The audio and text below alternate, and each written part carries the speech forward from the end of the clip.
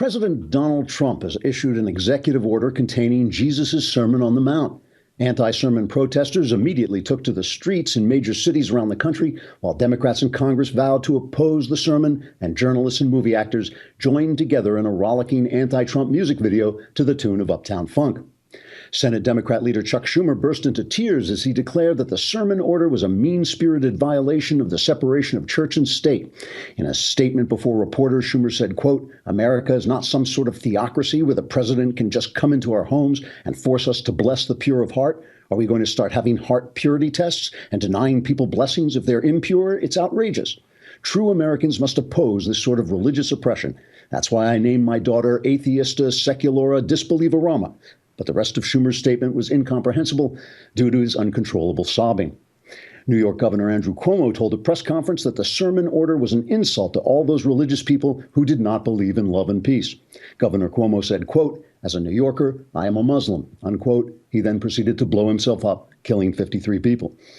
Protesters took to the streets demanding that the administration rescind its request for Americans to love their enemies. Carrying signs that read, "Hate Trump's love," the demonstrators told reporters that if Trump was for love, they were against it, and anyone who went around loving people would get a punch in the face. In Hollywood, at an award program giving awards for the Best Award program, actors and actresses repeatedly received their awards for Best Awards by making angry political speeches about how oppressed they felt by the Sermon on the Mount. Actor Chad Self, who won the award for Best Presentation of an Award for Best Award at an award ceremony, told the cheering crowd, quote, "As actors, it is our job to transform the known universe by pretending to be police officers and pointing toy guns at one another while shouting, 'Let the girl go.' After all, if a childish narcissist who's been divorced 3 times can't come out of rehab and tell the rest of America how to run the country, who can?" Unquote. President Trump defended the order by reading the text of the Sermon on the Mount aloud to reporters, saying, quote, "Blessed are the pure in heart, except for the losers and haters, and also if the pure in heart give me problems, then I won't bless them so much, believe me. Blessed are the poor in spirit, although personally I prefer the rich in spirit because I built a great spirit worth billions. It's not just me saying it. Many people have said I've got the best spirit. They just can't believe what a great spirit I have. Also, the meek will inherit the earth, though frankly, I wouldn't hold my breath on that one." Unquote. Presidential spokesman Sean Spicer later admitted there were some problems with the sermon rollout. Trigger warning, I'm Andrew Klavan, and this is The Andrew Klavan Show. I feel hunky-dunky, life is tickety-boo. Birds are winging, also singing hunky-dunky-doo. Ship-shape, tipsy-topsy, the world is zippity-zing. It's a wonderful day, hurrah, hooray! It makes me want to sing. Oh, hurrah, hooray! Oh, hooray, hurrah! We're going to win so much. We're going to win at every level. Hallelujah. Hallelujah. We're going to win economically. We're going to win with the economy. We're going to win with military. We're going to win with health care and for our veterans. We're going to win with every single facet. Zippity-dee-da, zippity-yay. My, oh my, what a wonderful day. We're going to win so much, you may even get tired of winning. Yay! You'll say, please, please, it's too much winning. We can't take it anymore. I feel pretty, oh so pretty. I feel pretty and witty and gay. We have to keep winning. We have to win more. We're going to win more.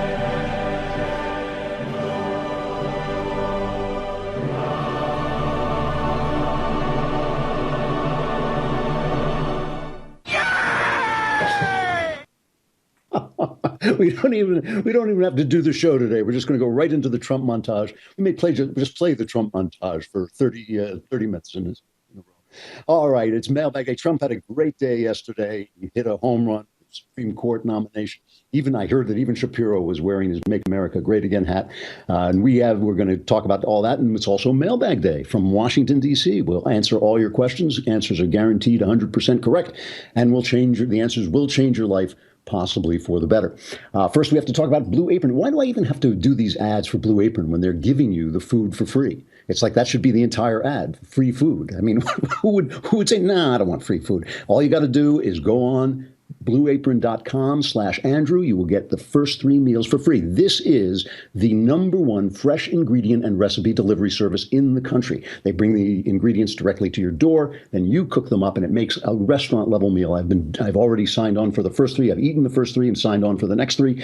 I'm telling you, they call it great home cooking, but it's really great restaurant cooking in your home because, my wife is a terrific country cook, but, she's not going to make roasted pork with apple, walnut, and farro salad, cashew chicken stir fry with tango mandarins and jasmine rice, crispy barramundi. I don't even know what crispy barramundi is. Sounds great, but udon noodle soup with meat. This is stuff you would get in a restaurant, but instead it comes to your house. You get the fun of cooking it, all the ingredients. You don't have to measure it out. You get just the number of ingredients you need and the instructions, put it together, and you get a meal for around $10. So you're getting a restaurant level meal for around $10 in your home. The variety changes all the time. They're flexible. You can pick your own menus, and each meal comes with a step-by-step thing. And it's free. It's free food. What else is there? Yeah, really, blueapron.com/Andrew. Blueapron.com/Andrew. You get your first 3 meals free with free shipping. You will love how good it feels and tastes to create incredible home-cooked meals with Blue Apron, so do not wait. That's blueapron.com/Andrew. It's a better way to cook.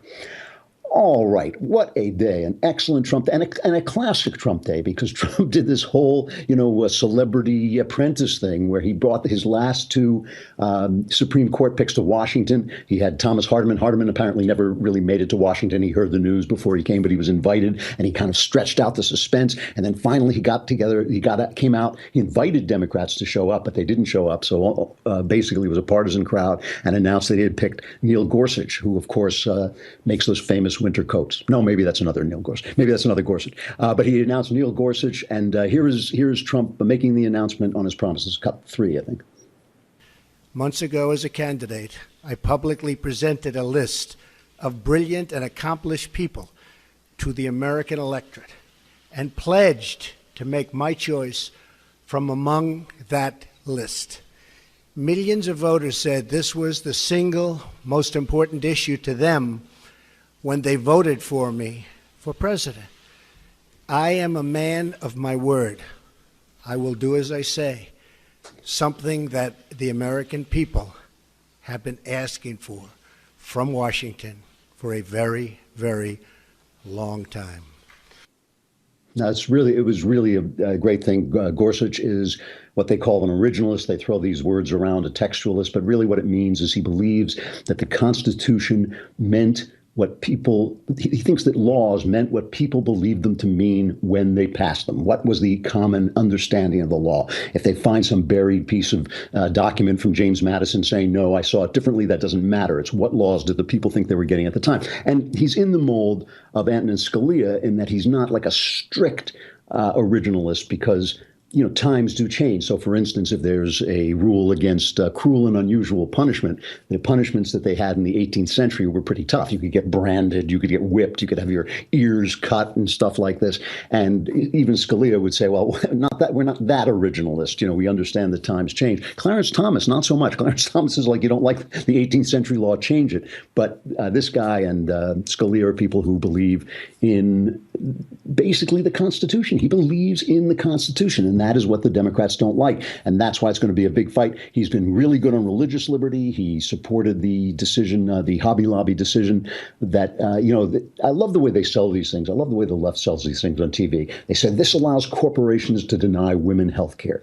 Totally untrue. Just a complete distortion of what happened. Hobby Lobby was a small company, about 21,000 employees, owned, what they call a closely owned company. It was basically owned by a family, evangelical Christians. They ran the company according to their belief systems, just like this company, the Daily Wire, is run according to some of the beliefs of our owners. So they had the right to exercise their religious beliefs as the Constitution guarantees. And what they believed was that certain forms of birth control paid for by Obamacare insurance were a kind of abortion. And so they didn't want to support that, and the court supported them. And Gorsuch supported the court in that. Very good on that. He's really good on judicial overreach. And, the court shouldn't make the law. And he objects to this rule, which I've now learned to call the Chevron rule. I didn't know what that was called, but that's the rule that bureaucracies can decide for themselves what their own rules mean. They can interpret their own rules, which essentially gives all these powers not just to unelected bureaucrats, but to the president, because the president is appointing the bureaucrats so he can kind of reinterpret the law out of existence, which was pretty much what Obama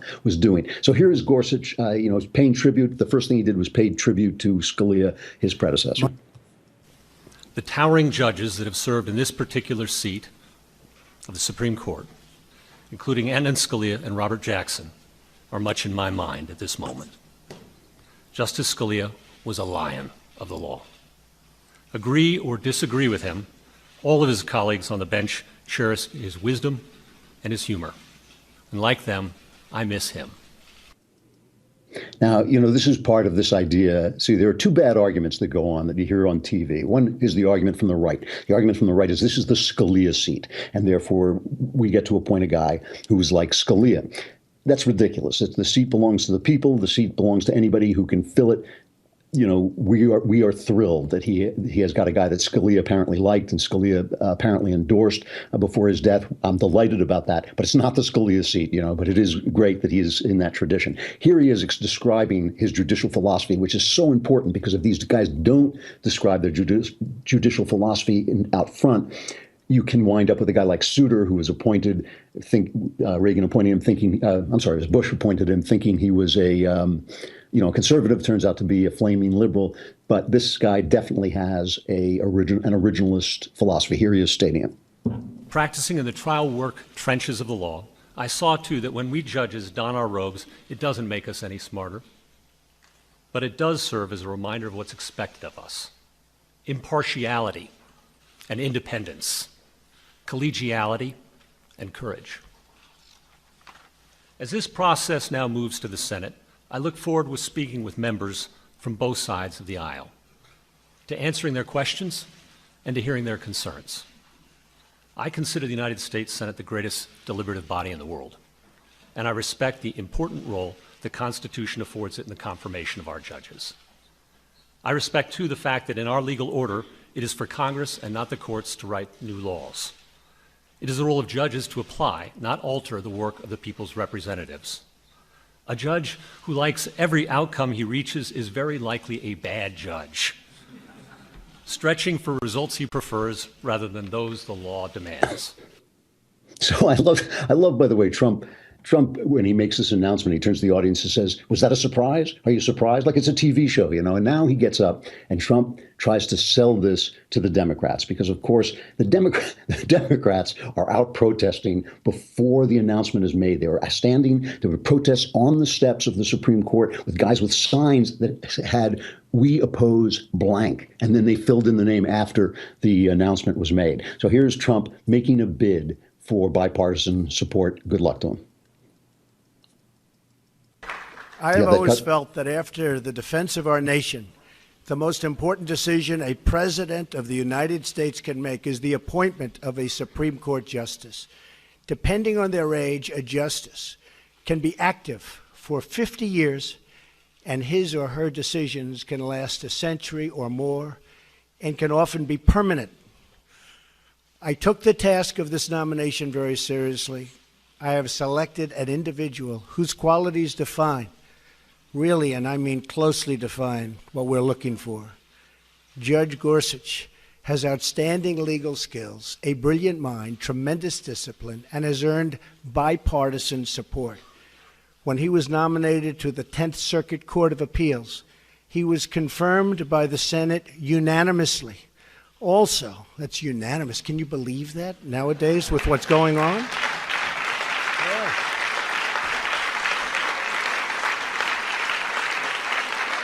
Does that happen anymore? Does it happen? I think it's going to happen, maybe again. Okay, he thinks it's going to happen maybe again. Not so fast, not so fast. He was confirmed to the 10th Circuit Court of Appeals in 2006 unanimously by a voice vote. People thought, the guy is eminently qualified, Harvard, Oxford, the whole deal. But suddenly Chuck Schumer comes out, and this is Chuck Schumer's statement.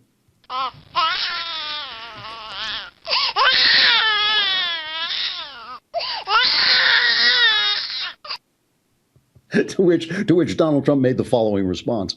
Guards, Dad. Hey, Mama's boy. Mama's boy. I bet you're gonna cry. Come on, Mama's boy. Let's see you cry. Politics is a tough game, I tell you. No, the real response comes from Jeff Merkley, Senator Jeff Merkley, who has already stated that he thinks there should be a filibuster against the judge. And here he is on Rachel Maddow's show explaining why he feels this way. We must not forget this. This is not a normal consideration. This is a seat that was stolen from the former president, Obama. That's never been done in U.S. history before. To let this become normal just invites a complete partisan polarization of the court from here to eternity. At what point does a majority say in the future, we will not let someone make a nomination 2 years into their 4 years, or 3 years into their 4 years, or their entire 4 years? So I made it clear that I was going to insist on a 60-vote standard, and that I would vote against closing debate. So insisting on 60 votes is the way you start what we refer to as a filibuster. And then the question is, are there going to be enough votes to shut it down? And, of course, my hope is that there won't be. Okay, that's the stolen seat argument from the right. I explained why the left's Scalia seat is bad, and I'll explain why that's a bad argument too. But first I have to say goodbye to the folks on Facebook and YouTube. But come on over to thedailywire.com and you can hear the mailbag, all your questions answered, and the answers guaranteed 100% correct. And you can be in the mailbag if you subscribe for a lousy $8 a month. Come on over.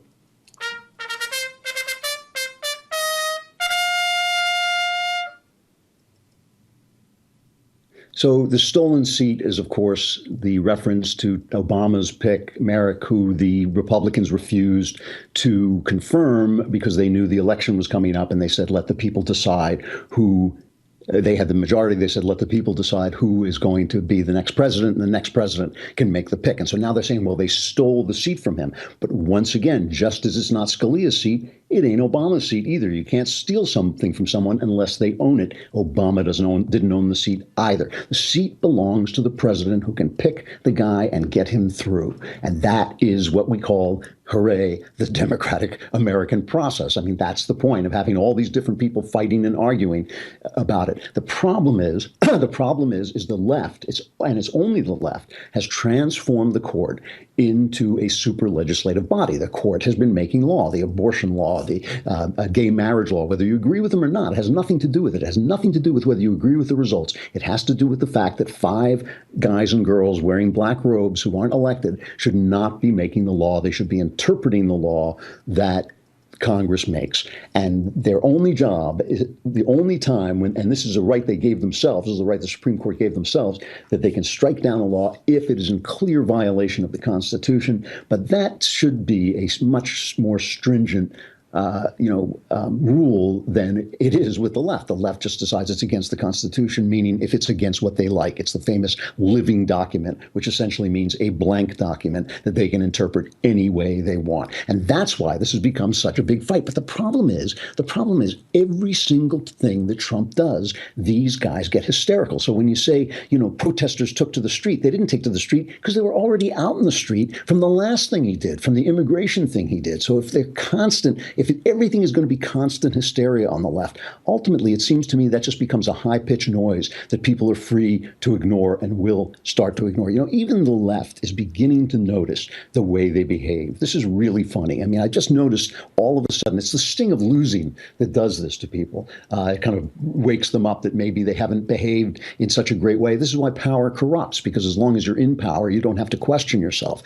But once you start to lose, you have to say, well, what did I do wrong? Why, maybe I'm not doing something right. Just listen for a minute to Bill Maher talking about why he feels the left loses elections. In 2016, conservatives won the White House, both houses of Congress, and almost 2/3 of governorships and state legislatures. Whereas liberals, on the other hand, caught Steve Martin calling Carrie Fisher beautiful in a tweet and made him take it down. I'm not making that up. That really happened. Here's Steve's offensive tweet. When I was a young man, Carrie Fisher was the most beautiful creature I'd ever seen. She turned out to be witty and bright as well. How could you, Steve? We thought we knew you, but this?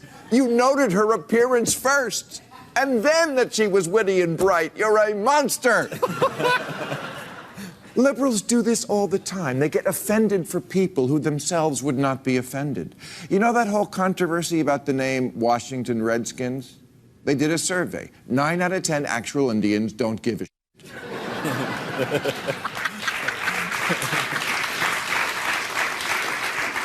Why would we? Their ancestors learned firsthand that New England patriots cheat. All right, a good line. But, you know, this is the thing. If you're going to be hysterical about every little thing, eventually that just becomes a high-pitched tone that only dogs can hear and only dogs give a damn about as well. So I just think that that Trump has maneuvered these guys, and I don't even know if this is a strategy. It just may be his personality. He has maneuvered the left into a position where they are constantly screaming. And now something important is happening. The immigration, the ban on refugees, temporary ban on refugees was nothing, really. I mean, 109 people, one interpreter got held up. There was nothing. This is the Supreme Court, and now they may have screamed themselves hoarse and used up a lot of the capital the political capital they might have had they kept their powder dry. All right, let's go to the mailbag. From Simon. Oh, you know, we didn't get. I'm sorry. We need a woo-hoo for the mailbag.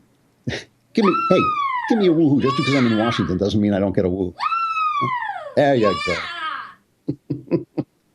All right. You know, we should look. I should show you just for a minute. Can you see? Can you see there?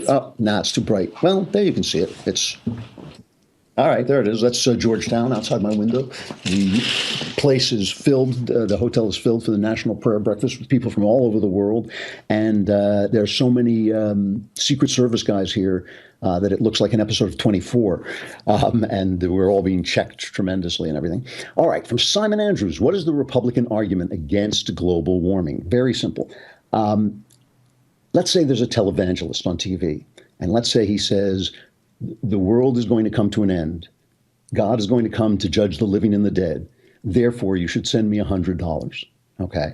Now, the world is going to come to an end. That's a scientific fact. God will come to judge the living and the dead. That is a point of faith that we probably agree with those of us of faith who agree with the televangelist. The fraud comes in when he tells you that you can do something about this by sending him $100. The thing with the left is this. The world does seem to have gotten a little bit warmer, not as much as people predicted it would, but it seems to have gotten a little bit warmer. The world is always getting warmer and colder. Many of our lakes used to be glaciers, right? That was before mankind even existed. The idea that therefore, because the world is getting warmer, that therefore we should give the government power over our energy supplies. That's the scam. That is the scam. I mean, look, you're listening to televangelists and you're going, yeah. And then he asks you to send them the money. That's when you grab your wallet. You should do the same thing with the left. When they tell you there's global warming, that's interesting. When they tell you maybe we need, to take a look at this and do some things, maybe. But when they simply are trying to seize our energy supplies and regulate energy production into the ground, and it has basically been shown that none of this will help, that none of this will do anything. Because remember, part of this is that we don't know, nobody knows how much human activity is causing warming. Surely there's a little bit of cause from human activity. We're all like little light bulbs, causing some heat. But without going back to the caveman days, it's very unlikely we can do anything about that. And so the scam comes in when the government tries to use this panic to seize power. From Ricardo Benavides, what do you think conservatives should major in colleges? Well, I'll tell you, you should obviously major in whatever you want to do with your life. If you want to be an engineer or lawyer, things, major in pre-law, major in pre-med, if that's what you want to do. If you go into the liberal arts, into English, into history, into even things like sociology and psychology, you are going to hit the leftist buzzsaw. You are going to hit the leftist buzzsaw. And if that's your plan, the best thing you can do is look at your colleges first and make sure they have something like a great books course, a great books semester. Places like Yale and so on still have what they call directed studies, where you go in and you learn the philosophy of the West, the literature of the West. There's no discussion of politics. There's only discussion of what the literature meant to the people writing it. If you're going to go into the soft studies like I did. I was an English major. Make sure you're going to learn English. If you come out of college with an English major and you haven't read all of Shakespeare, every single word that Shakespeare wrote, you're not an English major. You haven't learned anything. Okay, so make sure they're going to teach you the history of English literature and not just throw in a lot of minority guys because that's fair. That's the only thing I would say. And you can find that out before you go. You don't have to find it out. It doesn't have to be a big surprise after you arrive in college. Almighty Lord Clavanus III, finally, people using my proper titles. If you could compare the American election to a movie, what movie would it be? From Androas the Surf. If I could compare the American election to a movie, what movie would it be? It would probably be the Battle of the Bastards from Game of Thrones, I think. And I may just leave that comment. Just like all kinds of crazy people fighting each other to the death. The odds were incredibly bad for one side, and yet things turned out differently than they looked like they were going to turn out. It's kind of a funny question.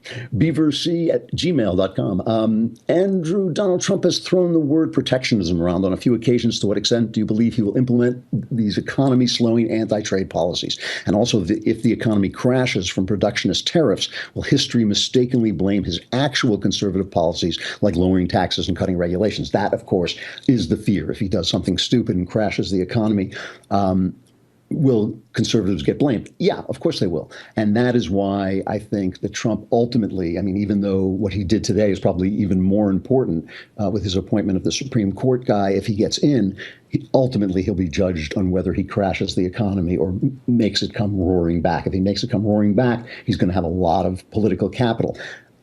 I am hoping when he talks about protectionism, what he is talking about is reasonable protection from unfair trade. You know, there is an argument to be made that if another country is not playing fair with us and is putting tariffs on our products, we can strike back by putting products on their tariffs without starting a trade war, without causing our trade to collapse. That makes a certain amount of sense. If what he really means is he's going to try and control companies by changing their minds, by punishing them, as he has threatened repeatedly to do, I think it could be a problem. And yes, if he crashes the economy, it's going to come back on us. There's just no question about it, even if we didn't support those particular policies. From Mike, dear your lordship, supreme merciful God, King Klavan, my wife's father is a homosexual man. He is a wonderful man, but leans to the left. My question to you would be what advice you would have for navigating these waters, raising my future child in a conservative Christian way. Love the show. Keep up the great work. I will warn you before I say this that I'm neither a theologian nor a pastor. What I say comes from deep reading in my particular faith, and I get yelled at every time I say this. Christianity is not a set of rules. I don't care what anybody says. It's not a set of rules. This is my theology, my belief. Christianity is a relationship with Jesus Christ that, if you give yourself over to it, will transform you. Now, I make this joke all the time about changing people's lives. And the joke I make is, if you give a book to somebody or a diet to somebody or a dress to somebody and say, this will change your life, they will be excited about it. And that is true whether it is the most famous, most handsome, most beautiful, wealthiest movie star or billionaire in the world. A person who you would think has everything they need. You say to them, this diet will change their life. They will be interested in it. That is because all of us know we do not have the life we're supposed to have. Every one of us knows that we are not what we were made to be. And the relationship with Jesus Christ is a way of allowing God to change, to bring you every day a little bit closer to that person you were made to be. Now, you may say to yourself, well, what's that got to do with the fact that my father-in-law is a gay man? And that is exactly my question. What does it have to do with the fact that your father-in-law is a gay man? Absolutely nothing. We are told to judge not, lest we be judged. We are told to remove the plank from our own eye before we judge the mote in other people's eyes. Those instructions deal with the inner life of man, the inner relationship of a man with God, right? It doesn't mean you can't say, oh, murder is wrong. Of course murder is wrong. It doesn't mean you can't have opinions about being gay. What it means is that you are supposed to be attendant to your relationship with God. And as that transforms and your relationship with men human beings transforms with it, you will begin to come into this inheritance that was given to you through Christ. All right, that's the point. all you got to do with this guy is follow the rules, which is love your neighbor. And all you got to do with your father-in-law is love him and show your kid that you love him. And, you know, I would just say something else. I strongly believe that being gay has a genetic component to it as well. It may not be the only thing, but this may be something that turns up in your family again. You want to make sure that you have taken a loving, accepting posture. It doesn't mean you have to approve of it. I'm not telling you to approve of anything. I'm just telling you that you love the person. You love the person no matter what. I mean, even if you have to visit somebody in prison, you love them. But if you follow that guidance, you will not go far wrong, and your son will get the message. You know, the thing is, Christianity is not a religion of no, it's a religion of yes. You can show your son by the way you treat your wife what a marriage is supposed to look like. You can make him want that marriage, that kind of marriage, by treating your every word you say to your wife, every word your wife says to you, every way that you treat her and every way she treats you. He is going to be watching, and he will learn what a marriage should look like and what you want a marriage to look like and what he wants a marriage to look like, if that's a joyous thing. If you're treating her badly, he's going to learn that too, and then you're going to have no sway over him whatsoever. I hope that's an answer to the question. I look forward to all the notes telling me that I don't hate enough people in the name of Jesus, but that's my answer. Here is another one on the same kind of topic. I'm a Christian. This is from Sean. I'm a Christian and could use any advice you have pertaining to an interfaith relationship. I've been dating an incredible Jewish woman for about a year now. I love her tremendously, and we plan on getting married. She's not a leftist, but is a liberal. To say we disagree on politics would be an understatement, but we both enjoy discussing our differences and are able to do so civilly. Do you have any wisdom on how to be the type of Christian and conservative that might inspire her to be those things too? Again, if Christianity is not a set of rules. The reason it's not a set of rules is because rules just strangle your joy. If all you're doing is telling yourself that your natural self, the desires of your natural self are bad, bad, bad, no, no, no. If that's all you're doing, you're going to be kind of unhappy because you're never going to triumph over your lust. You're never going to triumph over your greed. You're never going to triumph over your ambition. What you're trying to do is actually transform that natural self into another kind of self, a Jesus self. And if you do that, you will find that you're always moving toward that thing. And that is a joyous thing. That is not just a joyous thing, it's also a happy thing. And that joy will communicate itself. And that is so much more powerful than any rules or any Jesus stuff you can do. Live in joy, live in the joy of Christ, and live into the joy of Christ, and you'll be surprised. It's a great sales tool, if nothing else. Final question. From Ethan, Supreme Leader Klavan, I bought my girlfriend The Great Good Thing as a Christmas present, and she loved it enough to immediately pick up another one of your books, True Crime. After seeing the author bio, which has a picture of your younger self, I am convinced she is more attracted to you than to me. She wanted to know what happened to that sexy beast. I'm still in here, sweetheart, and she's absolutely, speaks so well of her taste that she's more attracted to me than to you. P.S. We love the show and appreciate the laughs. I hope this was one of them. All right, stuff I like. That's the mailbag, stuff I like. You subscribe to thedailywire.com and you can be in the next mailbag. We've been doing memoirs, and here is one of the great memoirs of all time. It's by Ernest Hemingway. It's called A Movable Feast. It's the story of him being a young, starving writer in Paris. It couldn't be any more romantic and touchingly written and just so beautiful. You know, Hemingway at his best was a beautiful writer. It's really interesting. These are notes that he made while he was living in Paris as a young man, trying to get started as a writer, trying to develop the famous Hemingwayan style. And the notebooks that he wrote this in disappeared, and in the 1920s. And I think about 35, 40 years later, he was sitting in a cafe in Paris, and the waiter came out. It was a hotel cafe, and they said, you know, we have a trunk of yours in storage here. And Ernest Hemingway went down, found this trunk, opened the trunk, went through it. There's a lot of junk in it. At the bottom of the trunk, there were these notebooks. And that he put together into this memoir, A Movable Feast. Do we have a, pardon me, do we have a cut from that, A Movable Feast? Oh, we don't. Okay. It's beautifully written. It's so touching. It will take you there. It's got all these famous people like F. Scott Fitzgerald and Zelda Fitzgerald are in it, Aleister Crowley, all these famous people of the 1920s. If you've ever seen that Woody Allen movie Paris at Midnight or whatever it was called. That's kind of based on or inspired by the kind of stories that are in A Movable Feast by Ernest Hemingway. Great book.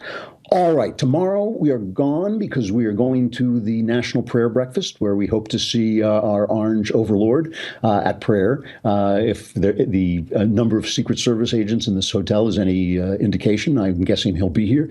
But I guess we're going to do one on Friday. Is that right? Yep, we'll do a show on Friday when I get back, and I'll tell you how it went. Until then, I'm Andrew Klavan. This is the Andrew Klavan Show from Washington.